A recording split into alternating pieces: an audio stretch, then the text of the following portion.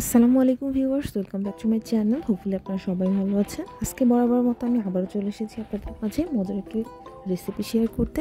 আজকে আমি আপনাদের সাথে শেয়ার করব চুলায় পুড়িয়ে বেগুনের ভর্তার রেসিপি।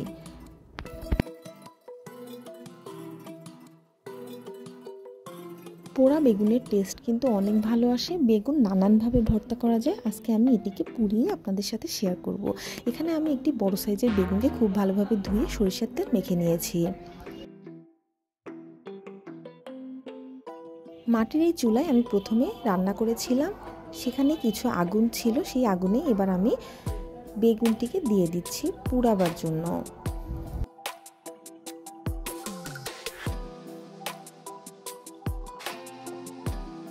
অবশ্যই আপনারা খেয়াল রাখবেন চুলায় যেন অনেক পরিমাণে আগুন না থাকে। অল্প পরিমাণে আগুন থাকলে যখন আগুন নিভু নিভু হয়ে যাবে ঠিক এই পর্যায়ে আমি বেগুনটিকে দিয়ে দিয়েছি। বেগুনটি উল্টে পাল্টে চারিদিক খুব ভালোভাবে পুড়িয়ে নেব। অবশ্যই আপনারা একটু পরপর বেগুনের বোটা দিয়ে খুব ভালোভাবে উল্টে পাল্টে দিবেন, নয়তোবা একদিকে খুব বেশি পুড়ে যাবে, অন্যদিকে কাঁচা থেকে যাবে। আপনারা চাইলে একটি শিকে গেঁথেও চুলার ভেতরে দিতে পারবেন, তাহলে কিন্তু আপনাদের বেগুনটি এই পাশ ওপাশ করাতে সহজ হবে।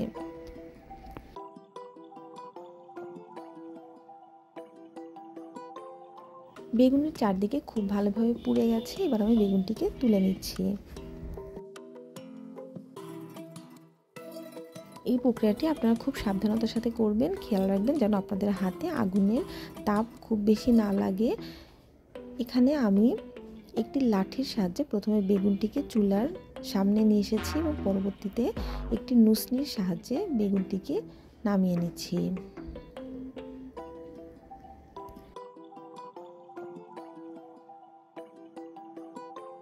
বেগুনটি কিন্তু খুব ভালোভাবে পুড়ে গেছে, কিন্তু এটি অতিরিক্ত পুড়ে যায়নি, এর ভেতরটা খুব ভালোভাবে সিদ্ধ হয়েছে। এবার আমি বেগুনটিকে ধুয়ে নিব এবং এর উপরে থাকা যে কালো অংশটি অতিরিক্ত পুড়ে গেছে, খোসা জাতীয় অংশটি, এটিকে আমি ছাড়িয়ে নিব। আপনারা চাইলে বেগুনটি না ধুতে পারেন, একটু কিছুক্ষণ রাখলে এটি হালকা ঠান্ডা হয়ে যাবে, তখন আপনারা চাইলে এভাবে হাত দিয়ে খুব সহজেই ছাড়িয়ে নিতে পারবেন।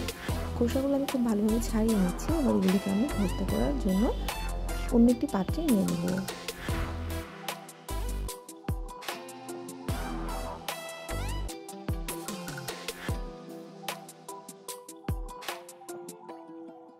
বেগুনটি খুব ভালোভাবে ছাড়ানো হয়ে গেছে। এবার অন্য একটি পাত্রে আমি নিয়ে নিয়েছি।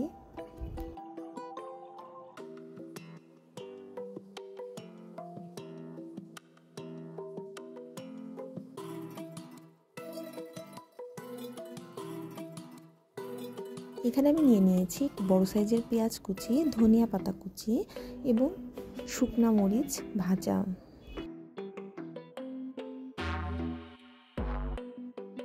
এখানে আমি 4-5টি শুকনো মরিচকে শুকনো খোলায় খুব ভালোভাবে ভেজে নিয়েছি। সেই ভাজা মরিচটি আমি দিয়ে দিচ্ছি পরিমাণ মতো লবণ।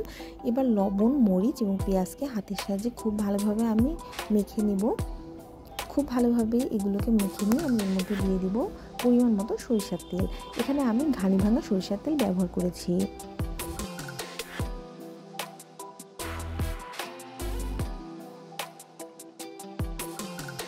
পোড়া বেগুনের এই ভর্তাটি এমনিতেই খেতে অনেক দুর্দান্ত লাগে। তারপর যদি আপনারা এখানে ঘানি ভাঙা খাঁটি সরিষার তেল ব্যবহার করেন তাহলে তো কথাই নেই। এখানে আমি 3 চা চামচ সরিষার তেল ব্যবহার করছি। সরিষার তেল দিয়ে আমি আবারও পেঁয়াজ, ধনিয়া পাতা এবং মরিচের সাথে খুব ভালোভাবে মিশিয়ে নিচ্ছি। যখন এই ভর্তাটি খুব ভালোভাবে মাখা হয়ে যাবে তখন আমি অল্প অল্প করে বেগুনগুলো ছাড়িয়ে পেঁয়াজ মরিচের এই মিশ্রণের সাথে মাখিয়ে নেব।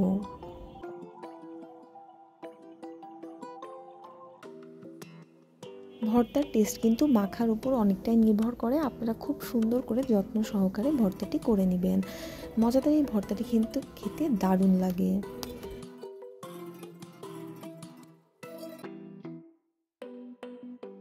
যারা এখনও আমার চ্যানেলটি সাবস্ক্রাইব করেননি অবশ্যই সাবস্ক্রাইব করবেন। ফ্রেন্ডস অ্যান্ড ফ্যামিলির সাথে শেয়ার করতে ভুলবেন না। যারা ইতিমধ্যে আমার চ্যানেলটি সাবস্ক্রাইব করেছেন তাদেরকে জানাই অন্তঃস্থল থেকে অসংখ্য ধন্যবাদ।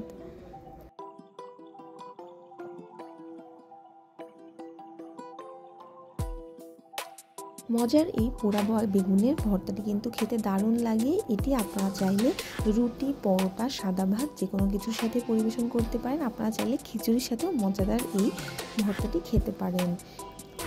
বিভিন্ন অঞ্চলে কালাই রুটি কিন্তু খুবই বিখ্যাত। কালাই রুটির সাথে কিন্তু এমন পোড়া বেগুনের ভর্তা একেবারে জমে যায়। আপনারা বিভিন্ন দোকানে দেখবেন কালাই রুটির সাথে এমন পোড়া বেগুনের ভর্তা পরিবেশন করা হয়। আপনারা অবশ্যই ট্রাই করবেন এবং আমাকে জানাতে ভুলবেন না। Thanks for watching.